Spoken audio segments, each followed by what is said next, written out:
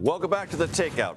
Massachusetts Congresswoman and House Minority Whip Katherine Clark joins me now from Capitol Hill. Congresswoman, great to have you with us. First, I'd like your reaction to what the Supreme Court ruled today regarding the Voting Rights Act, specifically Section 2. Yeah, good to be with you, Major. Today's opinion is another devastating blow to fair elections in our country. And listen, this is what we know. Republicans are looking at the same polls that we are.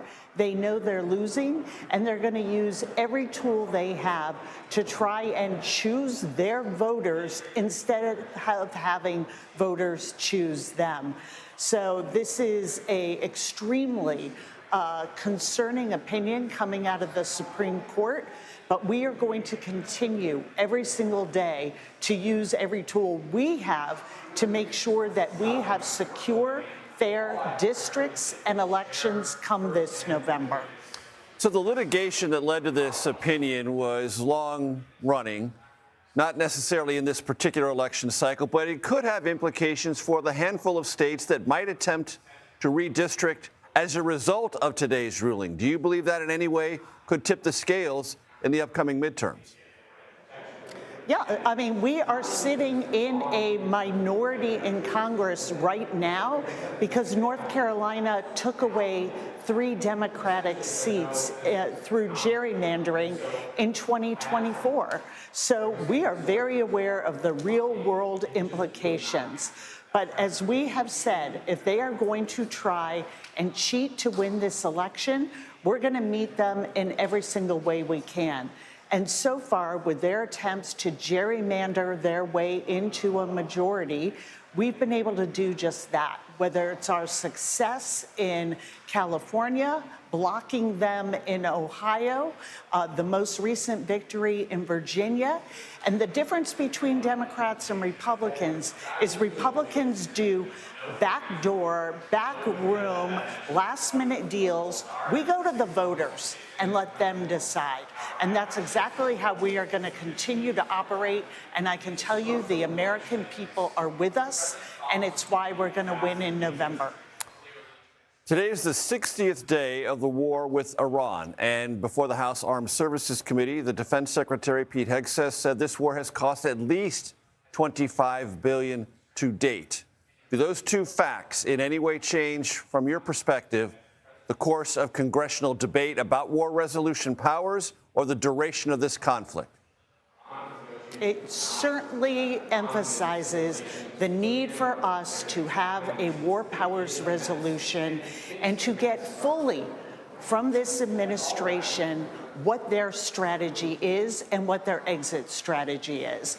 What we saw from the Secretary today, all of this should have been done before they went to war. And not only have they cost $25 billion in outright military costs, but the cost to the American people at the pump is crippling. $1.25 up on average, the price per gallon from where we were before Donald Trump's war is another pressure point on families who are already telling us they're not making it. I don't understand why this administration that came in on 2 fundamental promises, lower costs and no new wars, has completely abandoned the American people and the promises that he made to them. Congresswoman, my colleague Nicole Skanga reports today that the Coast Guard is due, if there is no congressional action, to run out of funding May 1st. When is this Department of Homeland Security standoff going to end, and when are those good people for all those various agencies going to have reliable funding for their operations? Major, thank you for raising this. And that question has to be directed at one particular group of Republicans, the House GOP, because they are the only ones standing in the way from paying FEMA, the Coast Guard, TSA agents, customs agents, literally over 100,000 employees. The Senate Republicans have agreed. The Secretary of DHS is asking House Republicans to pass the bill that they have been sitting on for weeks. House Democrats have said, we will help you pass this in any way we can. We have the votes. Let us help you get to yes. And, and Senate Democrats.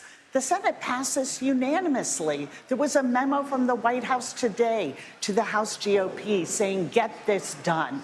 Don't hold the hardworking people of our Homeland Security apparatus hostage for your internal party conflicts. But that's exactly what they continue to do. We are going to keep the pressure up on them to get everyone fully paid and reopened. This is so long overdue. This has been a proposal from the early days, within 72 hours of this shutdown starting, by Democrats. Take yes for an answer, House Republicans, and reopen DHS. Congresswoman Katherine Clark, Minority Whip of the House. Thank you very much. Appreciate it. Thanks, Major.